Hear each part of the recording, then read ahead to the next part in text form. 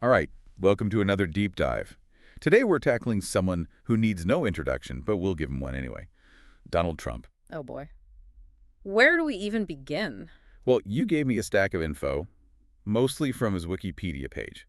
His early life, business career, time in the media, and of course the presidency. It's a lot to cover. You really want the full picture, huh? The full picture is what the deep dive does. Yep. So let's start with young Donald. Grew up in Queens. Right. Family was already in real estate. Yeah, Trump management owned a bunch of properties, middle-class housing, mostly in the outer boroughs of New York City. Not exactly the glitz and glamour he's known for later on. No, not at all. And there's actually some controversy around that early part of the family business. Controversy, huh? What kind? Well, they were accused of racial discrimination in their rental practices, several lawsuits, even the Department of Justice got involved. Wow, I didn't know about that. Yeah. So how does he go from that to, well, becoming the Donald, building skyscrapers and writing The Art of the Deal? Well, he takes over the family business in '71, forms the Trump Organization, and that's when things really start to change. Moves into Manhattan, starts developing those high-profile properties, and that image, that brand, really starts to take shape. The businessman, the tycoon, the guy who makes deals. Exactly, and The Art of the Deal is a huge part of that. Funny thing is, it was ghostwritten by Tony Schwartz. Ghostwritten. You'd think someone like Trump, all about his own success. Yeah, but Schwartz was a great writer, captured that voice, and later on, Schwartz becomes a huge critic of Trump. Kind of ironic. That is ironic. But speaking of things not going perfectly, Trump's business ventures, didn't he have some major bankruptcies? He did. 6 of his businesses filed for Chapter 11 between, 1991 and 2009. The Plaza Hotel, some of his casinos. Big, recognizable names, so not as invincible as he liked to make out. Well, it's complicated. Some argue those bankruptcies were calculated moves, a way to restructure debt, avoid personal losses. Playing the system. Maybe. What is interesting is that after those bankruptcies, most banks wouldn't touch him. Too risky. But one bank kept lending. Deutsche Bank. Deutsche Bank. Isn't that the one that's been in all sorts of hot water lately? Yep, that's the one. Raises questions about their due diligence, for sure. But even they, after January 6th, they finally cut ties with Trump. Okay, so we've got this businessman, shrewd or reckless, depending on who you ask. But how does he become a cultural figure? That's got to be the media, right? Big time. He's on talk shows, in movies, his lifestyle is all over the tabloids. This is before politics, he's already a celebrity. And then there's The Apprentice. That's what really put him in everyone's living room. Huge show. Cemented that image of him as the tough boss, making decisions, judging who's got what it takes. Reality TV gold. You can't forget Saturday Night Live. They were all over him for years. Oh yeah, those skits were spot on, funny but also insightful. Captured something about how he was perceived, the mannerisms, the ego. He even had a phrase for how he talked, right? Truthful hyperbole. What does that even mean? It's classic Trump, blurring the lines, saying what people want to hear, whether it's entirely true or not. Image is everything. Image, brand, it's all connected. So this guy's got the business world talking. He's all over the media. No surprise he sets his sights on something bigger. Politics. Well, he'd thought about running for president before, like way back in 2012, but it's 2016 when he actually goes for it. And no one, absolutely no one, could predict what happened next. 2016. Man, what a year in American politics. Nobody expected Donald Trump to actually run, let alone win. Yeah, you've got this businessman, reality TV star going up against seasoned politicians, and he just wins over huge crowds. Right. What was his secret weapon? It's that populist message, right? Make America great again. Simple, powerful. A lot of people felt left behind, forgotten by the system. Globalism, economic changes, people losing jobs. Yeah. He tapped into that anger, that frustration. And he didn't hold back. Called out the fake news, attacked his opponents, constantly on the offensive. Not exactly your typical politician, carefully choosing his words. Fact checkers must have had a field day. Oh, they did. But his supporters, they didn't care. It was like the more outrageous he was, the more they loved him. It's like he was playing by a different set of rules. He was. And it worked. It really shook up how we think about politics, media, everything. And then there were the scandals. Can't talk about the 2016 campaign without mentioning the Access Hollywood tape. Yeah, that was a big one. A lot of people thought that was it. Game over. But somehow he weathered the storm. His supporters saw it differently, right? Locker room talk. Just being a guy's guy. It's like it reinforced that outsider image, not part of the polished, politically correct elite. And then there's the whole Russia thing. Allegations of interference, collusion. Yeah, the intelligence agencies concluded that Russia interfered to help Trump win. But he denied it. called it a witch hunt. That became a huge theme throughout his presidency. It definitely sowed a lot of distrust, fueled partisan Big divides. time. And even within his own party, there was a lot of pushback. The Never Trump movement, prominent Republicans opposing him. They were worried about his temperament, lack of experience. Exactly. But the Republican base, they were with him. He won the nomination, and then somehow he won the presidency. Lost the popular vote, but won the Electoral College. The system worked the way it's supposed to, but it left a lot of people feeling Shocked. Angry. all of the above. And the protest began almost immediately. Yeah, massive protests. The Women's March, the day after his inauguration, one of the biggest protests ever in the U.S. A clear sign of the divisions to come. And it's crazy to think he's the first president with absolutely no government or military experience. This is uncharted territory. Totally. He came in as the ultimate outsider, ready to disrupt everything. And disrupt he did. Executive orders, bold pronouncements. He wasn't shy about shaking things up. Not at all. So what do you want to start? Economy? Foreign policy? Let's stick with the domestic side for now. One of his biggest campaign promises was the economy. He was going to bring back jobs, boost growth. Make America great again, economically speaking. And one of his first moves was that big tax cut, the Tax Cuts and Jobs Act of 2017. Supporters loved it, said it would benefit everyone, trickle-down economics and all that. And the economy did perform well for a while. Unemployment went down, stock market went up. But critics argued that the tax cuts mostly helped corporations and the wealthy. Widening the gap between the rich and everyone else. That's the argument. And then there were the trade wars, especially the one with China. Big part of his America First agenda. He slapped tariffs on all sorts of Chinese goods. Yeah, trying to protect American jobs, punish China for unfair practices. But those tariffs ended up hurting American consumers and businesses too. Prices went up, supply chains got messed up. It backfired in a lot of ways. Definitely had unintended consequences, like the farmer bailouts. American farmers were hit hard by those Chinese tariffs, lost a huge market for their products. So the government had to step in with billions of dollars to keep them afloat. Mhm. Talk about irony. Yeah, not exactly what he had in mind when he started those trade wars. Okay, so let's switch gears to the environment. This is where things get interesting. Interesting is one word for it. He basically rejected the whole idea of climate change, right? Yeah, called it a hoax, said it was all made up. And he went after environmental regulations with a vengeance. Rolled back all sorts of rules, opened up public lands for drilling and mining.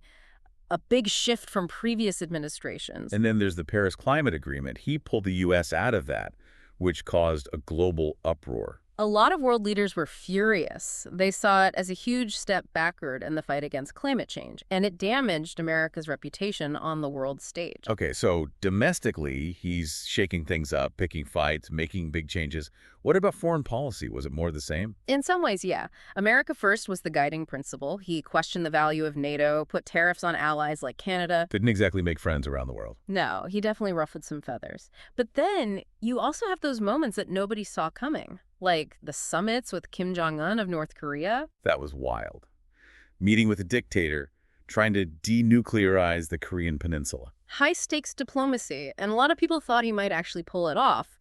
But ultimately, those talks fell apart. No lasting peace deal. And North Korea kept developing its weapons. Right. And then there's his relationship with Russia, with Putin specifically. That one was controversial from the start. The whole election interference thing looming over everything. And Trump downplaying it, praising Putin, never criticizing him. It fueled speculation about what was going on behind the scenes, made people wonder whose side he was really on. Exactly. And then you've got the Iran nuclear deal, another Obama-era agreement that Trump just ripped up. He said it was a bad deal, didn't go far enough to stop Iran, but critics said he was just undermining diplomacy, making the situation worse. It definitely increased tensions in the region. And then we have to talk about immigration, one of the most defining issues of his presidency. He campaigned on a hardline stance, building a wall, banning Muslims, cracking down on illegal immigration.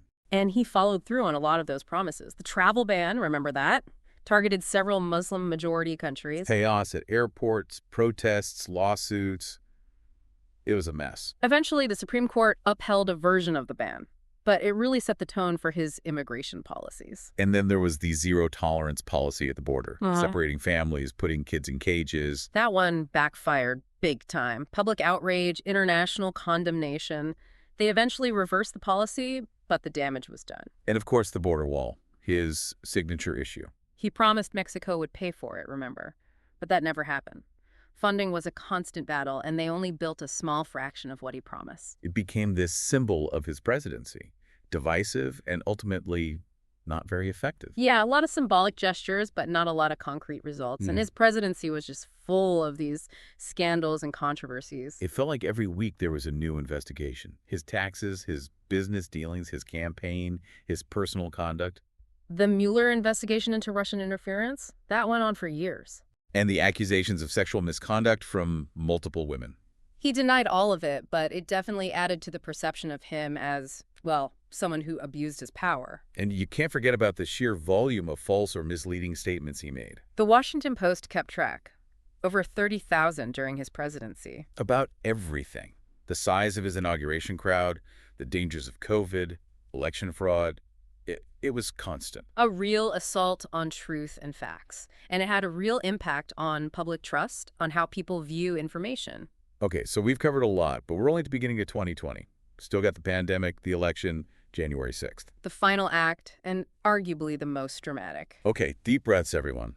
We've covered a lot about Trump, but it feels like we're heading into the climax of the story. You could say that the year 2020, the pandemic, the election, it all builds to a pretty dramatic ending. Let's start with COVID. I mean, that threw everything for a loop. How did Trump handle that initially? It was rough. Early on, he downplayed it, called it a hoax, said it would disappear. Yeah, I remember those press conferences, contradicting his own health experts. He pushed unproven treatments, resisted things like masks and lockdowns, said it would hurt the economy. And his administration, didn't they get a lot of flack for the testing, the PPE shortages? There were definitely problems. The whole pandemic response was chaotic, and it became this huge political football. Masks became a political symbol, people arguing about lockdowns, vaccines. Yeah, everything got so polarized, made it hard to actually address the public health crisis. So going into the 2020 election, he's running against Biden. How much did COVID play into that? It was a huge factor. Biden hammered Trump on his handling of it. Trump tried to shift the focus to the economy, law and order. And that debate, that first debate. Oh, what a train wreck. Total chaos. Oh. Interrupting each other, Trump making claims about election fraud way before the election even happened. Not exactly a shining moment for American democracy. Not at all. But in the end, Biden won. It was close, but he got enough electoral votes. And that's when things got really weird, right? Yeah. Trump refused to concede. Said the election was stolen, rigged. Launched lawsuits, pressured state officials. It was an all-out assault on the legitimacy of the election. And it worked, to a degree. He convinced a lot of his supporters that the system was rigged against them. And that leads us to January 6th, 2021, the attack on the Capitol. A mob of Trump supporters, fueled by those claims of a stolen election, stormed the Capitol. Trying to stop Congress from certifying Biden's win. It was. I still can't believe it happened. It was a direct attack on American democracy, and Trump's role in it is undeniable. He gave that speech, told his supporters to fight like hell, march on the Capitol. He incited them, and he was impeached for it a second time, though he was acquitted by the Senate. So where does that leave us? Trump's out of office. What's he up to now? Well, he's at Mar-a-Lago, still holding rallies, making statements. Still a powerful figure in the Republican Party. Without a doubt, but he's also facing a mountain of legal troubles. Investigations into his business, his role on January 6th, those classified documents he took to Mar-a-Lago. And he got banned from social media for spreading misinformation. Yeah, Twitter, Facebook, YouTube, they all kicked him off. So he started his own platform, Truth Social, but it's not exactly setting the world on fire. It's amazing how much ground we've covered. Yeah. From his childhood in Queens to the presidency and beyond. It's a wild story, and it's not over yet. The legal stuff is still playing out. His influence on the Republican Party is huge. So what's the takeaway here? How should people think about Donald Trump and his impact? That's the million-dollar question, isn't it? Historians will be debating that for decades. The supporters see him as a hero, a fighter, someone who challenged the status quo. His critics see him as a threat to democracy, a demagogue, a bully. And both sides have valid points. That's the thing about this deep dive. It's complicated. There are no easy answers. But what we've tried to do is give you the information, the context, the different perspectives. So you can form your own informed opinion. Think critically, question everything. Exactly. And never stop learning. That's how we make sense of the world, especially when it gets as crazy as it has been these past few years. Well said. Thanks for joining us on this deep dive into the world of Donald Trump. It's been a fascinating and at times terrifying journey. Until next time, keep asking questions and keep seeking the truth.